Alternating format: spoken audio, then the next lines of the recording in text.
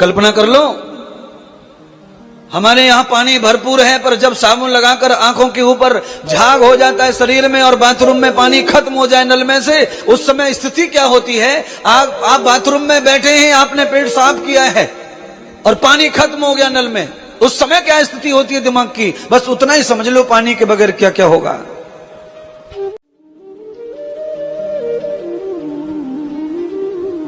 इसलिए हम सबको वृक्षारोपण करना चाहिए। आज प्रकृति दिवस, पर्यावरण दिवस है। संस्कार टीवी के माध्यम से गंगा जी से बैठकर मैं सबसे प्रार्थना करूंगा कि गंगा मैया की रक्षा के लिए आप सर्वत्र वृक्ष लगाएं, पेड़ लगाएं।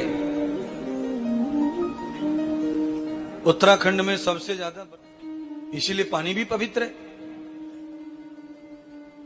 अब हरिद्वार से गंगा मैया जिधर जा रही हैं उधर गंगा मैया ही नहीं बच रही, खाली पानी बच रहा है, क्योंकि कारण वही है वृक्षों का, पर्वतों का, पहाड़ों का, बूटियों का।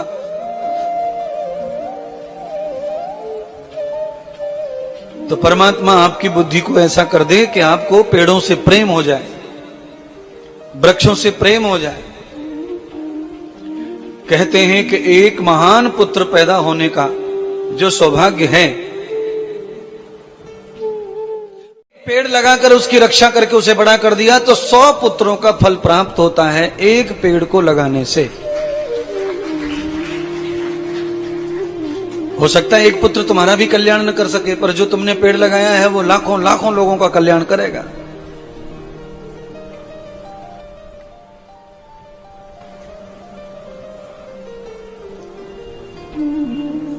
इसलिए प्राकृतिक दिवस के रूप में आप सबको शुभकामनाएं।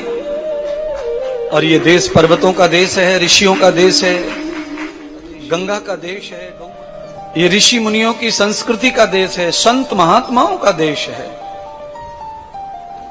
जो विश्व में कहीं उपलब्ध नहीं है वो भारत देश में उपलब्ध है। उसे हम गंगा कहते हैं। पूरे विश्व में गंगा कहीं नहीं है।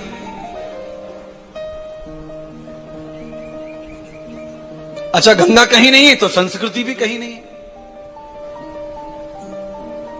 गंगा का आनंद पाकिस्तान को नहीं मिला बंटवारे में, संस्कार खत्म हो गए, संस्कृति खत्म हो गई, विचार खत्म हो गए।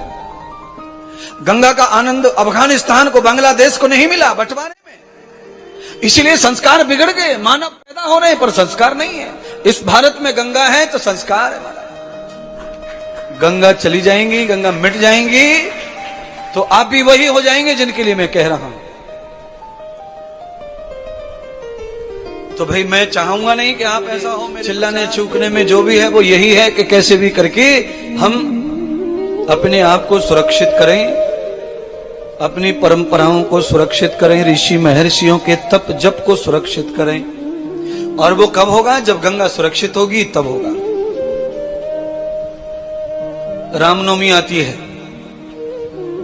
आप देखना रामनवमी जब आएगी चैत्र में तो ज्यादातर टीवी पर राम कथा सुनने को मिलती है। जन्माष्टमी आती है तो भागवत कथा सुनने को मिलती है।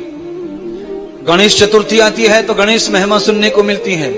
तो अब गंगा दशहरा आ रहा है, गंगा का जन्मदिन है 9 तारीख का, तो फिर हमें गंगा की महिमा ही सुनानी चाहिए, सुननी चाहिए। हम जन्मदिन मनाने हरिद्वार में आए हैं, उनका यश गाना चाहिए, उनकी कीर्ति गानी चाहिए और उनको आयु प्रदान करनी चाहिए। मतलब ही आशीर्वाद देना है,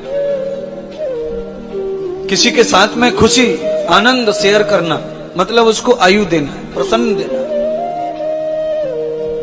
हम ताली बजाकर किसी का सर पेट क्यों करते हैं? हम किसी को स्वागत क्यों करते हैं? उसका कारण वही है, उनको आनंद प्रदान करना। उनके दिल दिमाग में कोई शोक हो सकता है, कष्ट हो सकता है, उसे मेटने के लिए हम ताली बजाकर उनके बर्थडे को मनाते हैं, जन्मदिन को मनाते हैं।